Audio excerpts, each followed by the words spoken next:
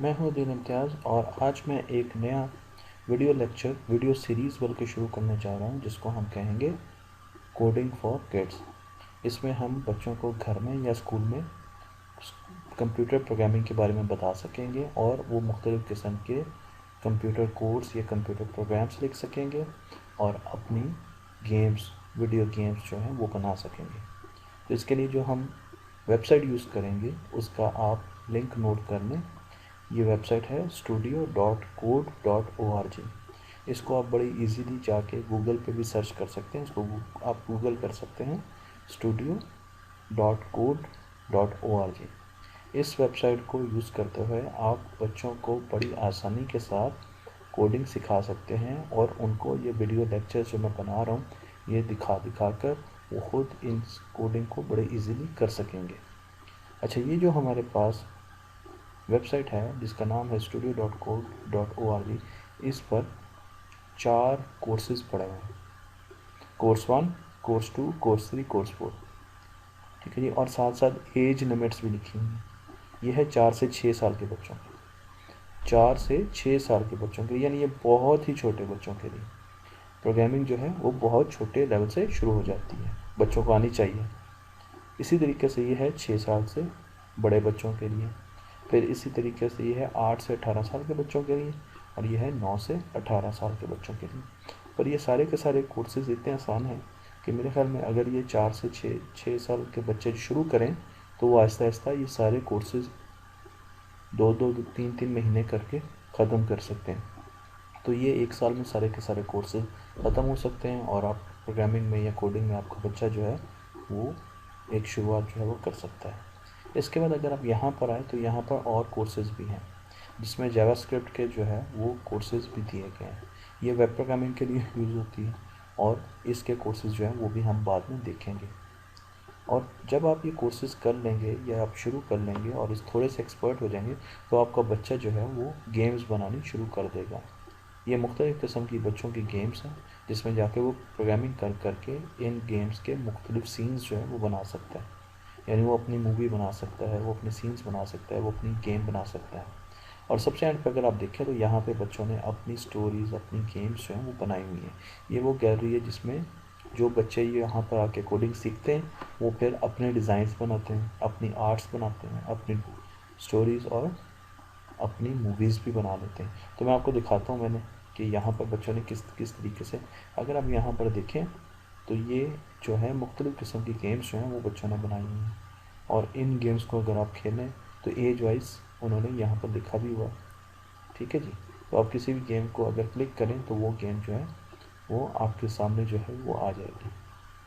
ठीक है। और मैंने अभी एक गेम जो है उसको क्लिक किया तो मेरे सामने ये गेम जो है अब खुल जाएगी।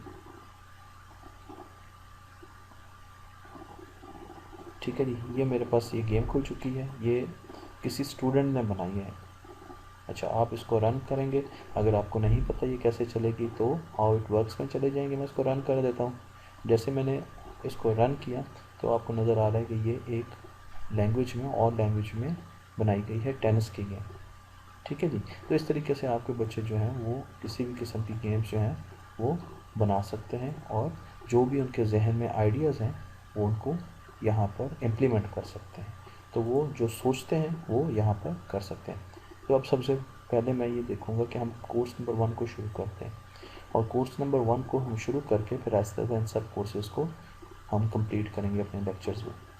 तो मैं यहाँ से कोर्स नंबर 1 जो है उस पर क्लिक करता हूँ और ये मेरे पास कोर्स नंबर 1 का डैशबोर्ड जो है वो खुल गया।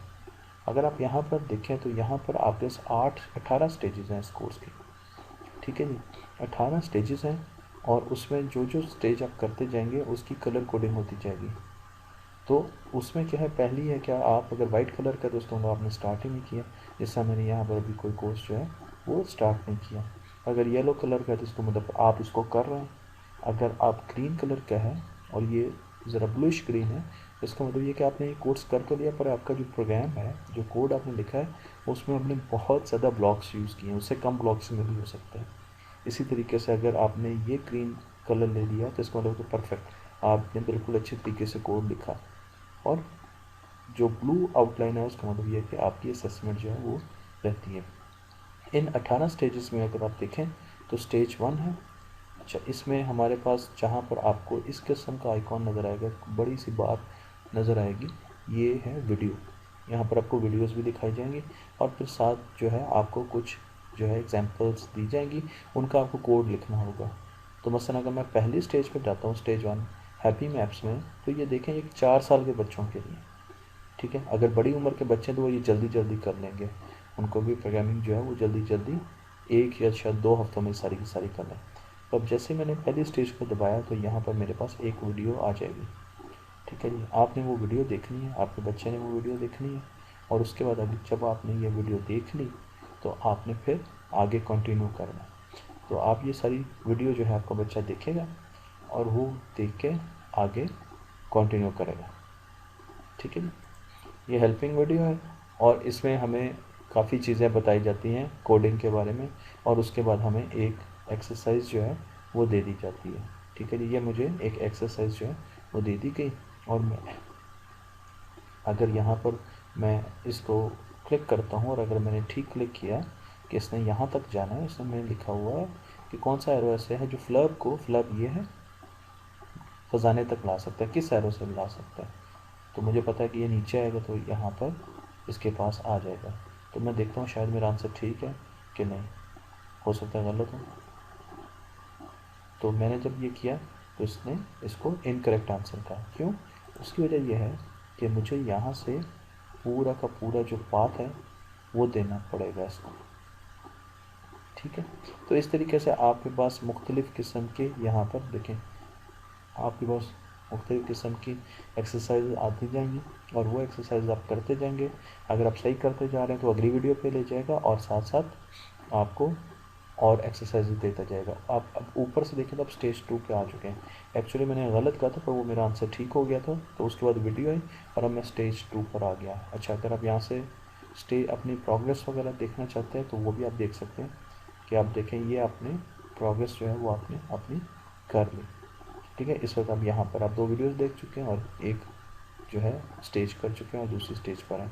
अगर मैं यहाँ पर देखूँ तो मुझे ये कह रहा है कि आप किस कोड के ज़रिए फ्लब जो है वो फ्लावर तक जा सकता है। तो आपका क्या ख्याल है कि किस कोड के ज़रिए यहाँ से हम यहाँ जा सकते हैं? क्या इस कोड के ज़रिए जा सकते हैं, इसके ज़रिए जा सकते हैं, इसके ज़रिए या इसके ज़रिए? तो मेरे ख्याल में इसके ज़रिए जा सकते हैं। एक मतलब वो यहाँ पे जंप करेगा और फिर यहाँ पे जंप करेगा। तो मैं इसको जैसे मैं इसको करता हूँ तो ये जो है आंसर है ये करेक्ट हो गया, ठीक है जी। और मैं अगली स्टेज पर अब चला जाऊँगा। तो इस तरीके से हम यहाँ पर मुख्तलिफ़ किस्म, अब मेरे पास फिर वीडियो आ जाएगी और मैं उस वीडियो को देखते जाऊँगा। इसमें पेयर प्रोग्रामिंग के बारे में मुझे बताया जाएगा। आपने इस वीडियो को पूरा देखना है और उसके बाद आपने प्रोग्रामिंग जो है वो आगे शुरू कर देनी है, ठीक है जी। तो मैं अब यहाँ पर डैशबोर्ड में जाने की कोशिश करता हूँ और मैं यहाँ पर आ गया। तो हमने यहाँ पर मुख्तलिफ जो है वो देखा कि यहाँ पर हमने कुछ एक्टिविटीज़ की और इसके बाद अब हम बाकायदा जब यहाँ पर learn to drag and drop यहाँ पर मैं आ जाऊँगा तो ये बच्चों को मुख्तलिफ चीज़ें ड्रैग करने की एक्सरसाइज करवाएगा और साथ ये बताएगा कि आपने कौन सी चीज़ किस चीज़ में ड्रैग करनी है। तो मैं इसको सिंपल करता हूँ, छठे लेवल पर जाता हूँ और जैकेट को ये बहुत ही सिंपल है। अब बच्चे को ये बताया जा रहा है कि आपने ये ट्री जो है इसको कैसे बनाना है। तो आप नीचे से शुरू करेंगे, आप देखेंगे ये ट्री जो है इस तरीके से जा रहा है। तो क्या ये मैं यहाँ पर इसको नीचे रखूँगा, उसके बाद अब कौन सा आएगा, ये आएगा कि ये आएगा? ये देखें इसकी 2 ब्रांचेस जा रही है तो ये वाला ऊपर आ जाएगा और ये वाला नीचे आ जाएगा। तो ये मेरा आंसर ठीक हो गया। इसी तरीके से मुझे मुख्तलिफ़ किस्म के सीक्वेंस जो हैं वो बनाने पड़ेंगे यहाँ पर, ठीक है। तो मैं यहाँ पर जब एंड पे चला जाऊँगा तो मैं अब एंड वाला सीक्वेंस जो है वो देखता हूँ। तो बच्चा जो है वो जब ये बनाएगा तो उसको काफ़ी चीज़ें पता चलेंगी। अब क्या है, अब हमने ये शेप बनानी है, ये शेप बनानी है, ठीक है। देखें ये जो पिंक है वो बाहर है और उसके अंदर ये ब्लॉक्स हैं। तो सबसे ऊपर वाला कौन सा ब्लॉक है, पर्पल। मैं पर्पल लगाता हूँ, देखता हूँ क्या ये लगता है, ये लग गया। अब है ब्लू, तो मैं ब्लू लगाता हूँ, ये लग गया, और फिर है ग्रीन। ठीक है, तो ये मैंने किया, तो ये मेरी पूरी की पूरी स्टेज जो है, क्योंकि बच्चा तो बाकी भी ये सारा करेगा, तो उसकी स्टेज जो है वो यहाँ से आगे चली जाएगी। अब ये आखिरी है स्टेज का, तो मैं इसको जल्दी जल्दी बना देता हूँ। इसमें हम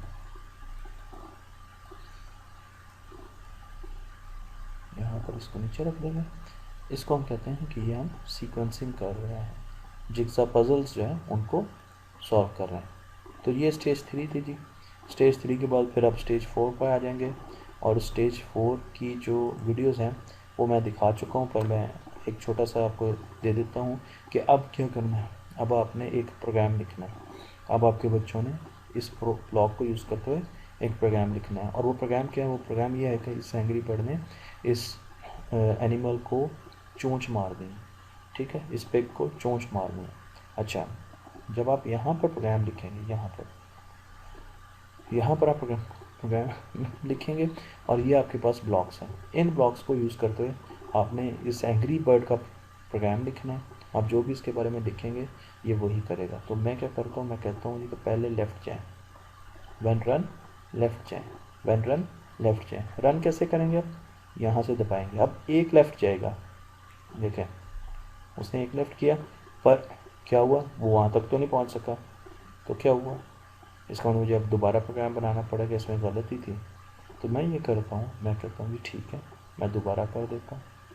तो मैं एक जो है, मैं इस प्रोग्राम को पहले रीसेट करूँगा ताकि शुरू से शुरू हो जाए, और मैं फिर इसको एक और कर दूँगा। अब देखते हैं,